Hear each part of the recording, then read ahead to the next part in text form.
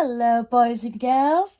Today we're going to be reading Jack and the Beanstalk by Mara Alperin and Mark Chambers. Deep in the countryside lived a widow and her son Jack. Their cottage was crumbling and their clothes were patched. They were very, very poor. One day, Jack's mother said, "We must sell our cow. Take her to the market, Jack, and bring home some golden pieces." And so he set off to town. But before Jack had got very far, he met a strange little man.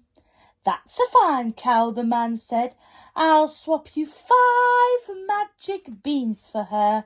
"Magic beans?" Jack said. "Are they really magic?" "Magic they are. I'll chop off my beard and knit it into a jumper," croaked the little man. Magic beans! Jack couldn't wait to tell his mother. He clutched them tightly and ran all the way home. Jack's mother was furious. "We need money, not useless old beans," she cried, and she threw them out of the window in disgust. But late that night, a tiny bean sprout poked out from the ground, and it grew, and it grew, and it grew. The next morning, the beanstalk stretched high into the sky. "The beans were magic," Jack cried. "But I wonder what's at the top." What could be at the top, boys and girls? Shall we see? Jack climbed up the beanstalk. At last he reached the very top. There, shimmering in the sunlight, was a magnificent castle. Just then, Jack's stomach rumbled. What does it mean if his tummy started to rumble? He's hungry. "I must find some breakfast," he thought, and he tapped on the castle door. The door creaked open. A huge giantess smiled down. "Hello," Jack shouted up. "Please, do you have any food?" "Oh, you poor thing," boomed the giantess. "Come right in, but quickly before the giant gets up." What a marvellous feast! There was an enormous loaf of bread and a gigantic jar of jam.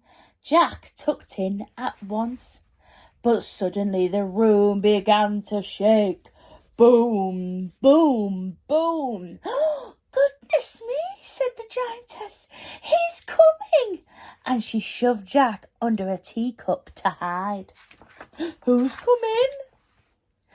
Into the room stomped a big, scary, hungry giant. "Fee, fi, fo, fum. I smell the blood of an Englishman. Be he alive or be he dead, I'll grind his bones to make my bread." "Don't be silly. There's nobody here but us," the giantess scolded. "Now go and wash before breakfast." Jack trembled and shook. "I must leave now," he thought. He was halfway down the hall when he heard a squawk. It was a hen with bright golden feathers. "Help," she clucked. "Set me free and I'll lay you golden eggs every morning." Jack scooped up the hen, but then he heard the huge footsteps thundering after them. "Who's coming to get him?" "Here he is." "Fee, fi, fo, fum," roared the giant. "I smell the blood of an Englishman, and there he is." Jack raced out of the door. He jumped and slid down the beanstalk. Down, down, down. All the way back to his cottage. "Mother, quick, bring the axe," he shouted. Jack's mother swung the axe at the beanstalk with a thwack. He shuddered and he shook, and then the giant came tumbling down. Fee, fi, fo, crush. And that was the end of the giant. Jack tugged his mother tight. "And look what I have found," he said, and he showed her the golden hen. "Oh, Jack," said his mother, "I'm so glad you're safe, and you were right about those magic beans." Because were they magic? Yes, they were. So Jack, his mother, and the golden hen all lived happily ever after, and with lots of golden eggs. They were never poor again. Now look at their house.